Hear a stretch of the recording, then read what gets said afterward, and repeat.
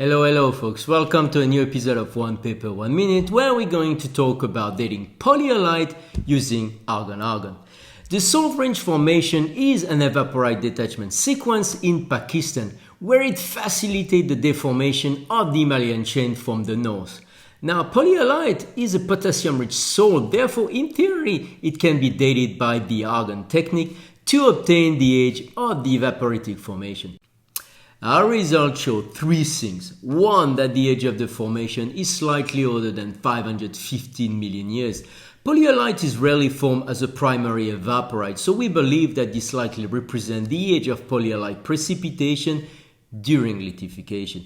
Two, that polyhalite close to argon diffusion loss at about 300 degrees Celsius. And three, that the true issue is not loss of argon by diffusion, but how easy it is for polyhalite to recrystallize and therefore reset in the presence of fluids. That's it, folks. Catch you next time.